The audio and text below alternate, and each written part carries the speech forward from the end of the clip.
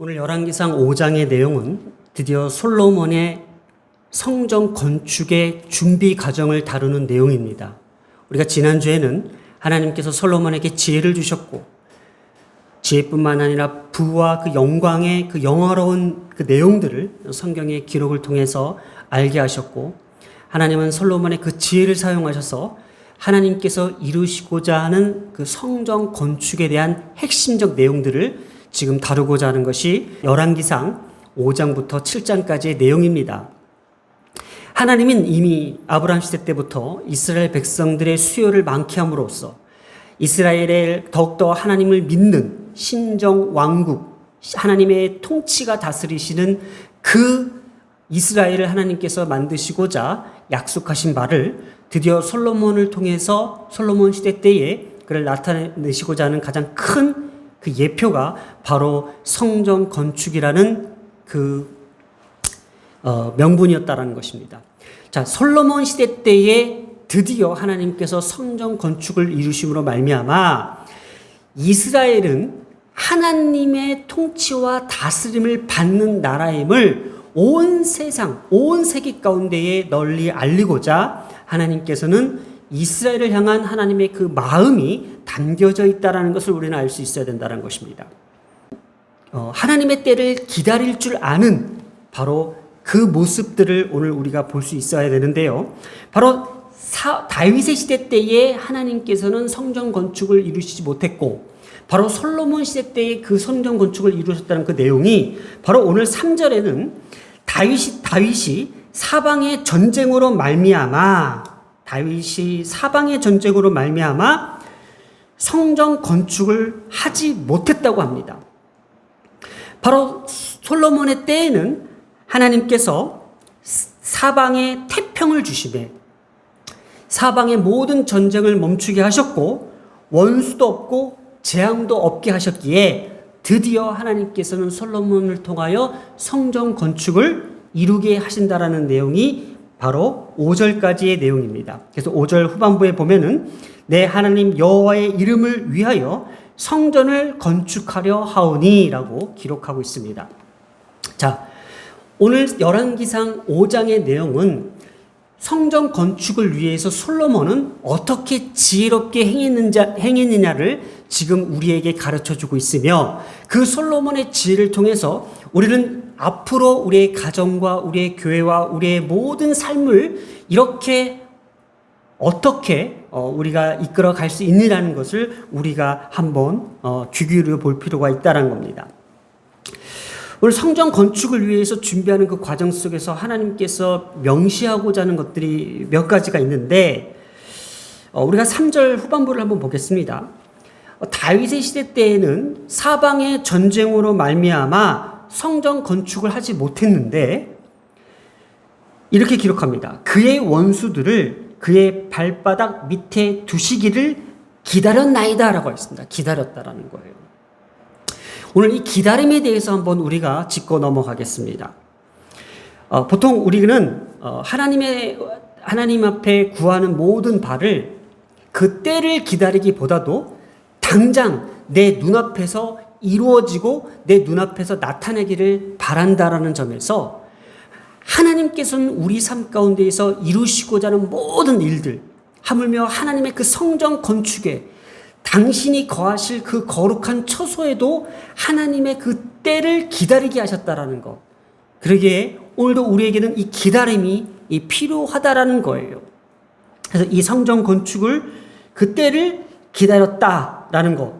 그리고 이 기다림 속에서 드디어 솔로몬 때에는 사방에 전쟁도 없고 원수도 없고 재앙도 없기에 바로 여호와의 이름을 위하여 성전을 건축했다라고 기록하고 있습니다. 이 성전 건축은 누구를 위한 것인가? 바로 여호와의 이름을 위하여라고 기록되어 있다라는 겁니다. 오늘도 우리의 삶의 목표와 우리의 삶의 모든 과정들이 하나님의 성전을 위한, 하나님의 나라를 위한, 하나님의 그 이름을 위한 우리의 그 목적이 있다라는 것을 다시 한번 이야기해주고 있다라는 겁니다. 자, 그래서 이 성전이 가져다 주는 그 의미가 있습니다. 이 성전이라는 것은 오늘날 우리에게는 교회라고 할 수도 있으나 이스라엘에게 있어서 이 성전의 의미는 바로 모세 시대 때 세워졌던 그 성막에서부터 계승하여 세워진 이 성전은 여호와의 임재를 상징하는 처소였다라는 것입니다. 그러니까 이스라엘에게만 줄 수 있는 이 성막은, 이 성전은 바로 하나님께서 특별하게 선민으로서 선택된 그 민족으로서 갖는 고유한 민족적 정체성이 바로 이 성막이었고 성전이었다는 거예요. 오늘날 우리 기독교의 가장 큰 정체성은 무엇일까요? 교회가 될 수 있고요. 예수 그리스도. 그러니까 예수 그리스도로 말미암아 세워진 그 십자가의 구원, 그 십자가의 처소, 그 십자가의 그 나타내심이 바로 교회라는 거잖아요. 나 교회 다녀. 바로 이것이 내가 크리스찬이라는 그 정체성인 것처럼 이스라엘에게 있어서는 우리가 하나님에게 선택받은 백성이야. 이 선민이라는 거에 대한 그 정체성은 바로 우리가 하나님의 성막 안에 거하고 성전 안에 거하는, 또 성전 안으로 몰려드는 우리가 하나님의 백성이라는 것에 대한 고유한 민족적 정체성이라는 것을 이 성전 의미에 담고 있다는 거예요. 그러니 하나님과 이스라엘 사이에 언약의 증거인 이 법궤, 하나님의 말씀이죠. 언약궤죠. 이 법궤를 중심으로 세워진 거룩한 곳이 바로 성전이라는 것입니다. 그 성전은 절대 초월자요 동시에 창조자이신 하나님의 그 존재 자체라는 것입니다. 오늘날 우리가 교회가 그렇죠. 이 교회, 하나님의 교회는 하나님의 말씀과 또 하나님의 능력과 하나님의 기적과 또 하나님의 초월적 창조적인 그 역사가 펼쳐지는 곳이 바로 이것처럼, 또 우리의 성전된 우리의 가정과 우리의 몸도 마찬가지죠. 우리의 육체가 하나님의 성전에 이르고 또 우리의 육체 가운데 예수 그리스도가 임하신 것이 바로 이 성전의 의미를 담고 있다는 거예요. 그래서 오늘날 성전은요, 한 장소에 국한된 것이 아니라 우리의 가정이 될 수가 있고 우리 자신이 될 수 있습니다. 내 몸이 성전이 되어 예수 그리스도께서 우리 안에 거하시는 곳, 그러니까 예수 그리스도께서 거하시는 곳이 성전이 된다는 것입니다. 우리의 몸과 또 우리의 가정과 우리의 교회가 될 수 있다는 것, 우리가 가는 모든 곳곳에 예수 그리스도께서 계시는 그곳이 우리가 성전으로 우리가 여길 수 있다는 것입니다. 이렇게 구원과 축복의 유지를 위해서는 반드시 희생 제물의 그 속죄의 피가 요구되었는데, 이것이 구약의 계시의 가장 결정적 실체로서 바로 이 성전 안에서 이루어졌다는 거예요. 그러니까 성전 안에서 모든 희생 제물과 속죄의 장소로서 이곳에서 하나님과 갈라졌던, 하나님과 틀어졌던 모든 관계들이 회복되고 하나님의 임재를 통해서 우리를 용서하시고 다시 하나님의 자녀로 회복시켜 주시는 그 장소적 개념이 바로 성전이었습니다. 오늘날 우리는 어떤 것이 성전입니까? 우리의 모든 죄와 허물들을 주님 앞에 용서받고 하나님께서 우리 안에 거하셔서 하나님의 영이 우리 가운데 거하셔서 우리의 모든 잘못들을 깨닫게 하시고 회개케 하셔서 다시금 우리를 회복시켜 주시는 그 놀라운 구원의 장소, 구원의 손길이 펼쳐지는 곳이 성전이라는 것입니다. 그래서 이 성전에 대한 의미는 이토록 우리에게 또 이스라엘 백성에게는 중요한 의미입니다. 그래서 우리는 때로는 우리 자신의 하나님의 성전인지를 망각할 때가 더 많습니다. 그래서 아마 하나님께서는 우리의 성전을 회복시키시고 우리의 성전을 주의 것으로 다시 한번 만드시기 위해서 교회로 우리를 불러주시고 교회가 우리에게 그 성전의 어떤 절대적 고유의 정체성을 나타내고 있다는 겁니다. 그래서 우리가 예배당에 들어오면은 엄숙해지고 더 몸과 마음이 거룩해지고 더 하나님의 임재를 느끼며 우리 자신의 성전을 더욱더 회복시키는 그 과정에 이르기까지 또 우리는 이 교회의 문을 나가게 된다는 겁니다. 그래서 세상 가운데 우리가 또 성전으로 살아가게끔 만드는 그 정체성을 다시 한번 회복시켜주는 그 고유의 특별한 장소임을 나타내는 것이 바로 성전이라는 것입니다. 그러니까 중요하죠. 이스라엘 백성들은 자신의 죄를 씻기 위하여 성전에 모여서 희생 제물을 드려서 그것을 구원에 이르는 것들을 경험했던 것처럼 오늘날 우리에게도 하나님의 교회를 사모하게 하고 또 하나님의 교회 안에서 예배하게 하고 또 하나님의 교회에서 찬송함으로써 하나님의 영광을 체험하고 경험할 수 있는 그 장소로서 하나님의 교회를 오늘 우리에게 지정해 주셨다라는 것을 우리가 알고 있어야 된다는 것입니다. 자, 이토록 하나님의 때를 기다리며 또 우리의 삶의 모든 목적과 하나님을 믿는 백성들에게 가장 중요한 것은 여호와의 이름을 위하여 성전 건축을 하려 하오니라는 본문에 대해서 오늘도 우리의 삶이 우리가 먹고 마시고 공부하고 일하고 하루하루를 살아가는 그 거룩한 목적이 하나님의 성전 건축, 우리의 몸을 하나님의 성전으로 세워나가는, 또 우리의 몸된 교회를 하나님의 성전으로 세워나가는 데에 목적을 두는 것이 있다는 거예요. 우리가 사실은 돈을 버는 목적도 어떻게 보면 우리가 먹기 위해서, 살기 위해서 돈을 벌잖아요. 돈을 벌어야만 그 돈을 가지고 식량을 얻어서 식량을 통해서 우리가 먹고 마시며 우리의 몸을 지탱하듯이 우리가 살아가는, 우리가 살아 숨쉬고 있는, 우리가 살아있는 그 거룩한 목적은요, 하나님의 성전 건축에 있다라는 거예요. 하나님의 성전을 지키기 위해서, 하나님의 몸된 교회를 지키고 또 하나님의 몸된 교회를 지키는 데에 그 목적이 있다라는 것을 우리가 비유적으로 우리가 표현할 수 있다라는 거예요. 우리 성전된 우리의 몸이 살기 위해서 먹어야 되잖아요. 먹기 위해서는 또 그 식량을 구해야 되잖아요. 그 식량을 구하기 위해서는 우리가 수단과 방법을 가리지 않는 거잖아요. 마찬가지로 하나님의 성전이 우리 성전 안에서 먹고 마시기 위해서, 또 성전 안에서 우리가 이것을 모든 것을 지켜내기 위해서 필요한 것들, 바로 목적이 분명히 있다라는 사실을 오늘 성경은 우리에게 가르쳐주고 있다라는 것입니다. 그러면 이 성전을 건축하기 위해서, 성전을 세워나가기 위해서 필요한 것들이 있는데, 그것이 오늘 바로 앞에 등장한 솔로몬 시대 때에 하나님께서 그 때를 기다리게 하셨고 그때에 이르러 드디어 여호와의 이름을 위하여 성전을 건축하게 하셨는데, 이 건축하기 위해서 필요한 것이 무엇이었냐는 거예요. 그냥 가만히 있으면 우리 눈앞에 성전이 건축되는 것이 아니라 필요한 재료들 있죠. 나무, 목재가 필요하고 여러 가지 어떤 재료들이 필요할 거 아니에요? 그것을 만들 수 있는 기술자도 필요할 거 아니에요? 이 많은 것들을 필요하는 데에 제공받기 위해서는 솔로몬은 어떻게 했느냐라는 거예요. 이때 솔로몬의 지혜가 우리에게는 오늘 귀하게 전달되어 주고 있다는 거예요. 자, 오늘 가장 말씀의 핵심은 솔로몬이 아닙니다. 오늘 처음에 등장했던 5장 1절에 등장했던 두로왕 히람입니다. 이 두로라는 지방은요, 이스라엘의 북쪽 지중해 연안에 있는 도시입니다. 이 지역은요, 이 두로라는 지역은 백항목의 집산지로서 유명한 지역입니다. 그런데 돌이 많고 경작지가 좁아서 식물을 수확하기는 좀 힘이 듭니다. 그러니까 식량이 매번 부족했다는 것이죠.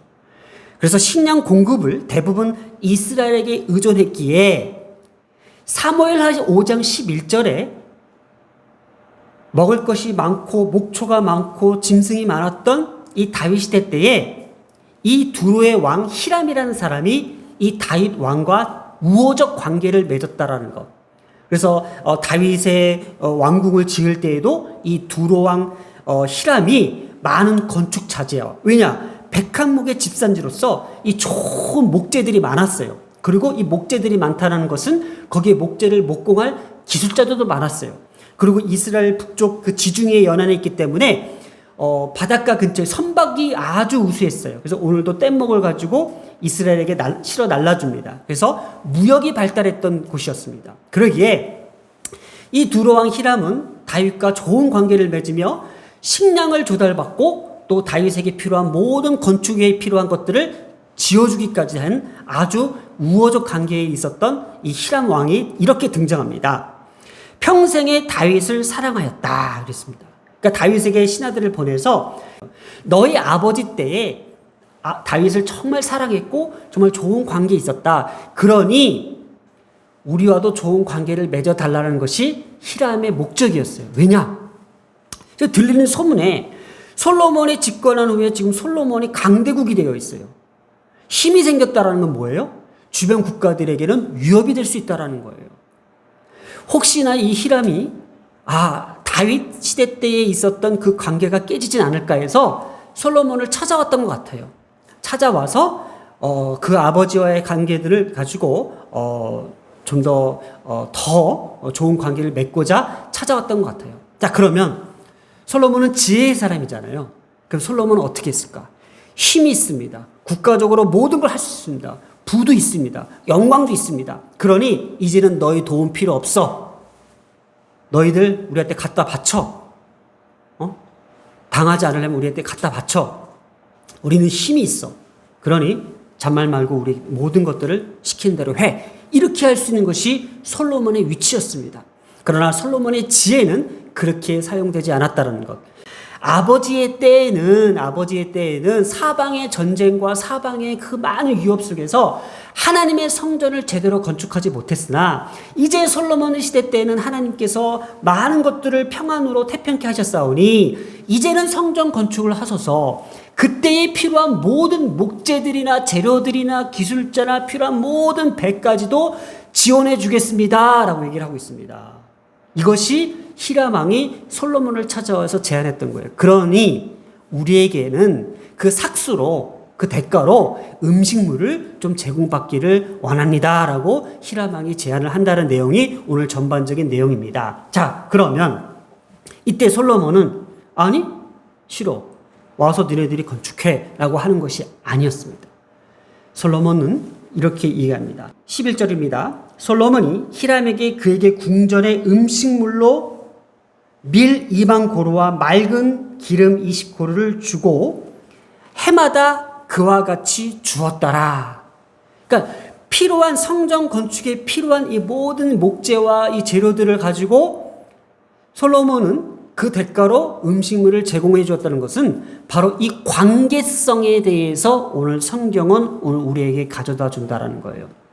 그러니까 자발적 동의, 그러니까 자재와 기술력을 제공받고 또 농경과 목축 사이였던 이스라엘은 모든 것들을 또 필요한 식량들을 제공해 주는 이렇게 배경과 이 필연성을 가지고 서로 관계를 맺었다라는 거에 대해서 우리가 주목할 필요가 있다라는 거예요.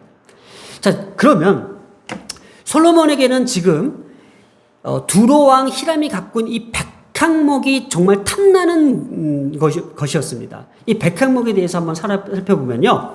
이 레바논 산맥 2000m 높은 산지에 자라는 교목이었습니다. 그래서 이 추운 곳에서도 이게 잘 견디는 나무였어요.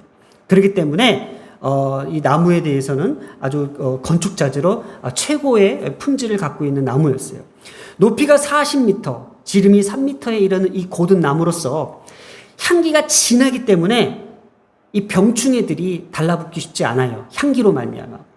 그러니 나무가 썩거나 나무가 병충해로부터 피해를 보지 않는다라는 거죠. 조금 전에 얘기했던 추운 지방에 견뎌 이 내구성도 강하고 또 이 목재 자체가 아름답고 곧아서 광을 낼 수가 있는 목재 중에 아주 값진 목재로서 이 백한목은 또 정결의 상징으로서 여겨졌기 때문에 왕궁이나 성전을 위한 고급 자재로 사용되었다는 것. 이 자재로 말미암아 성전 건축을 하는 데에 이 필요한 것이었습니다. 그래서 이것을 지니고 있던 이 두로왕 히람이 이것을 이스라엘에게 성전 건축에 필요한 것들을 다 제공해 주겠다라는 것이었습니다. 그래서 6절에 보면은 내 종과 당신의 종이 함께할 것이요 라고 하고 있습니다. 그러니까 솔로몬은 지금 오늘 이 시간 잘 들어야 됩니다. 단순하게 어떤 자신의 어떤 배경과 어떤 필연적으로 이것을 제공받고 또 제공해주는 어떤 이 관계를 떠나서 지금 이것을 우리가 잘 신학적 관점에서 잘 봐야 된다는 점이 있습니다. 바로 내 종과 당신의 종이 함께 할 거라는 것에 대해서 신학적 의미를 두고 있다는 거예요. 이방의 그 두로에 있는 그 히람의 어떤 손을 빌어서 그들의 목재를 가져다가 그들의 기술력을 가지고 하나님의 그 거룩한 성전을 건축하는 데에 과연 이것이 어떤 신학적 의미를 우리에게 주냐는 거에 대해서 우리가 이걸 한번 주의 깊게 살펴볼 필요가 있다는 거예요. 자, 이렇게 하나님이 거하실 이 성전에 사용될 이 자재를 함께 준비한다는 것은 여호와가 선민 이스라엘만의 하나님이 아니라 모든 열방의 하나님, 이방의 하나님이 되신다는 것을 간접적으로 우리에게 증거하고 있다는 거예요.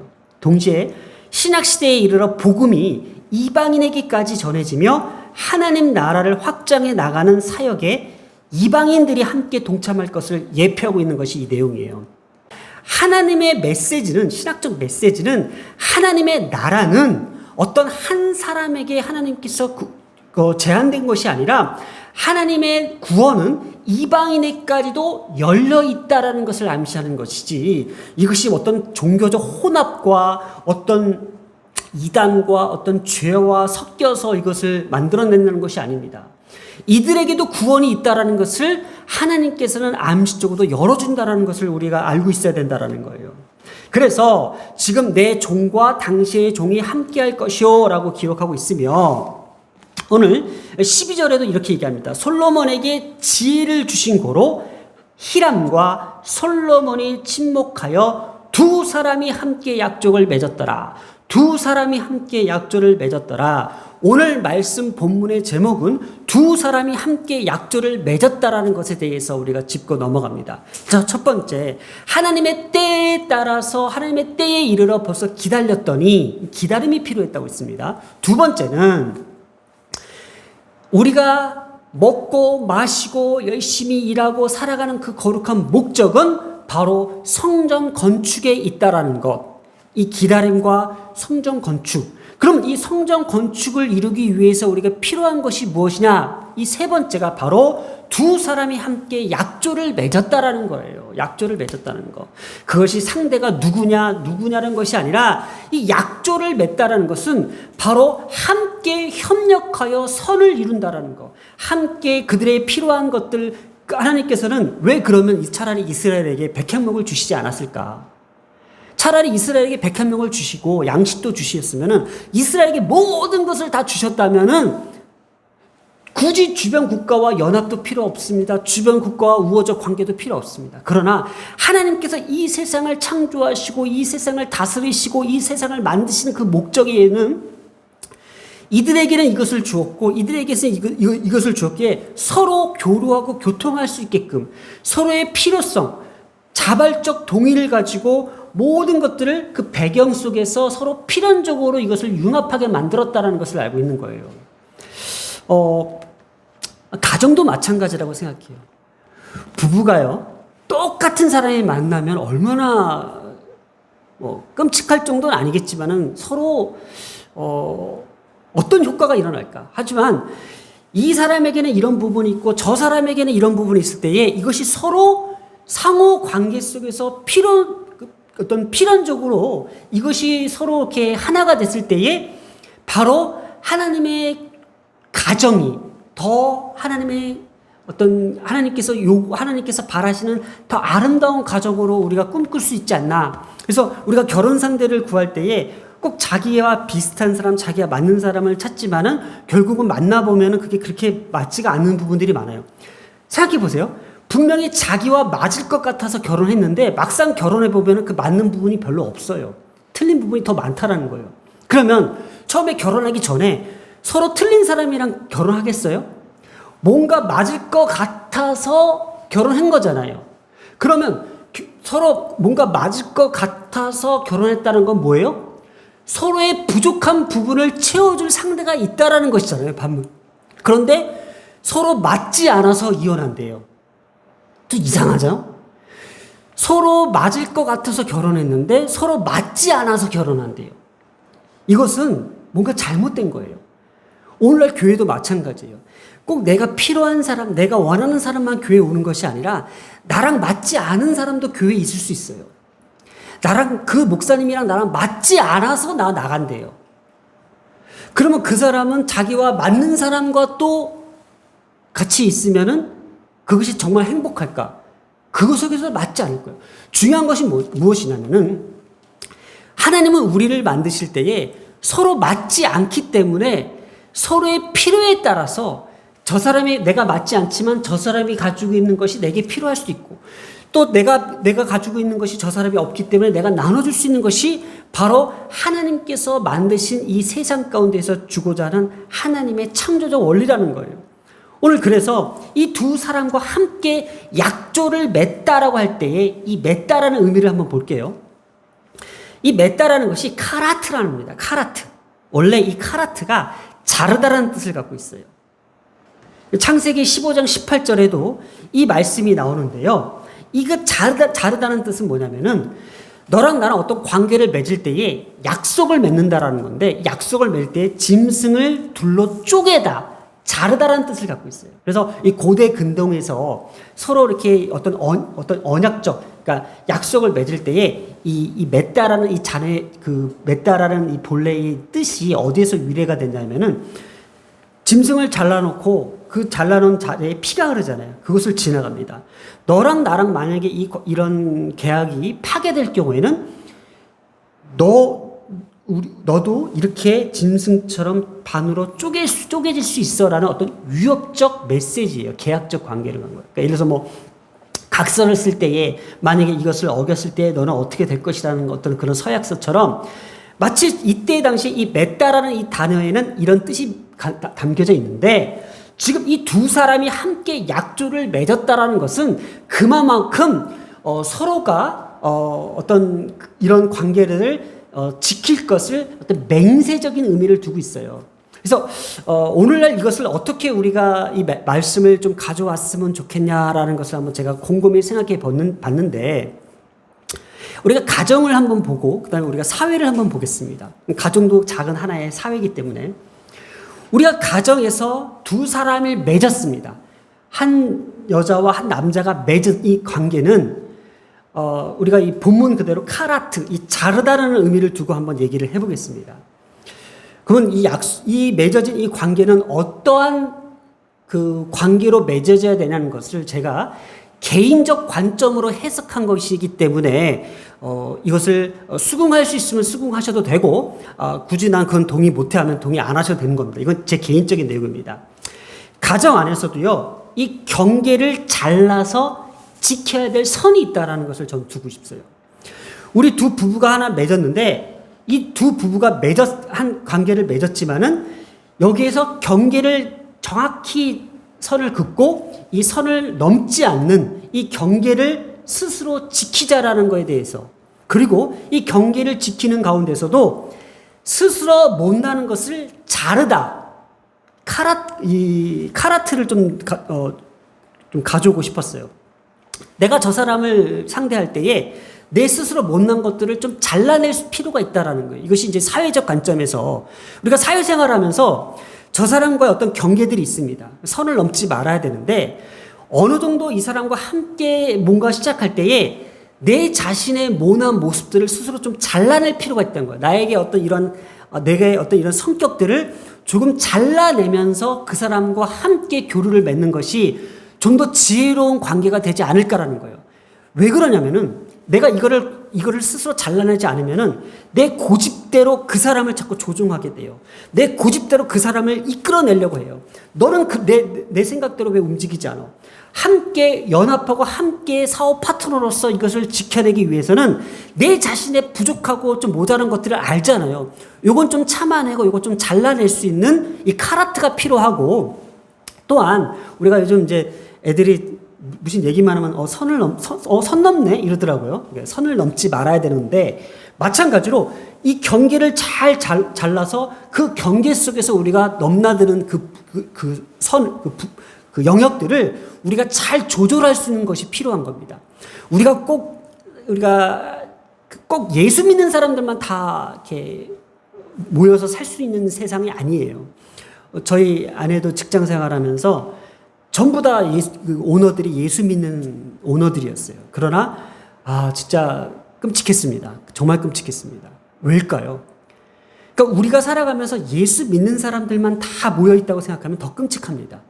믿지 않는 사람들 통해서 우리가 배울 수 있는 것도 있고 그들과 함께 할 수 있는 그 시간, 어떤 그런 지혜가 필요하다라는 거예요. 바로 이것이 카라트라는 겁니다.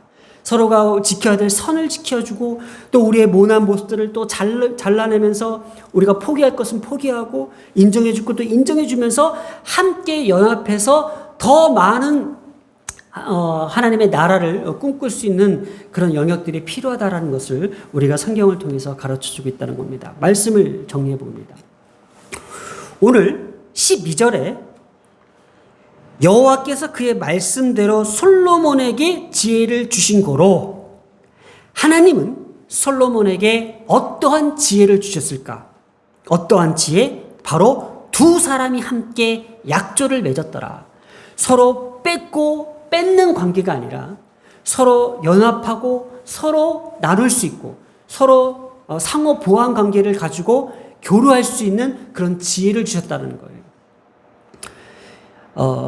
이것이 바로 오늘날 우리 가운데 필요한 것입니다. 오늘의 메시지입니다.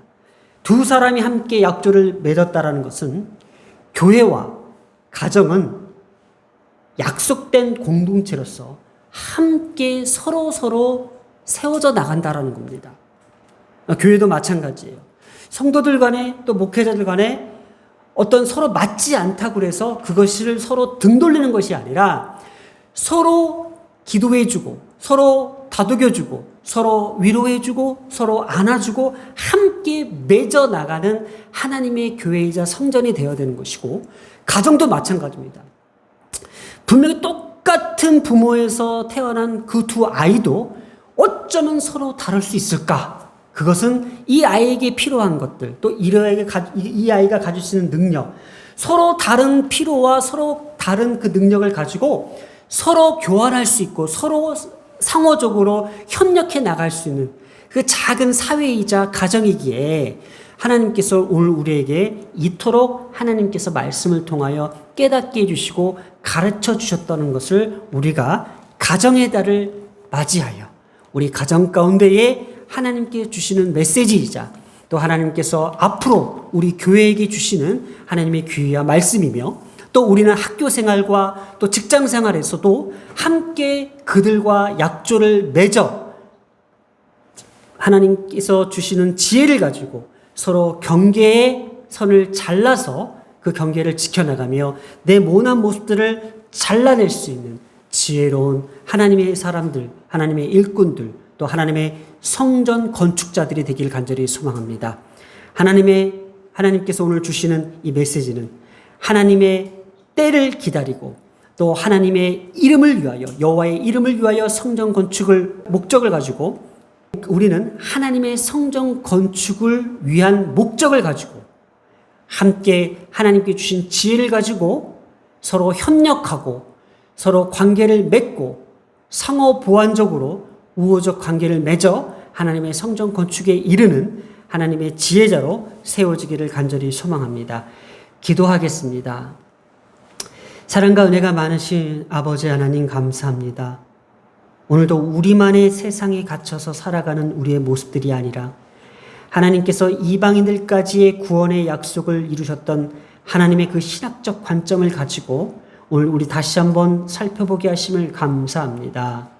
하나님, 우리에게 지혜를 주시어서 이 세상 가운데 살아갈 수 있는 가장 현명한 방법들이 무엇인지를 다시 한번 짚고 넘어갈 수 있게 하심을 감사드리며, 우리의 자녀들이 앞으로 하나님의 지혜를 가지고 많은 사회 속에서, 인간관계 속에서 저들에게 좋은 결실을 맺을 수 있도록 하나님께서 축복해 주시옵소서. 주님, 오늘도 가정의 달을 맞이하여 우리의 가정에 필요한, 우리 자녀들에게 필요한 말씀을 주셔서 너무나도 감사드리며 이 모든 말씀 우리 주 예수님의 이름으로 기도드렸습니다. 아멘.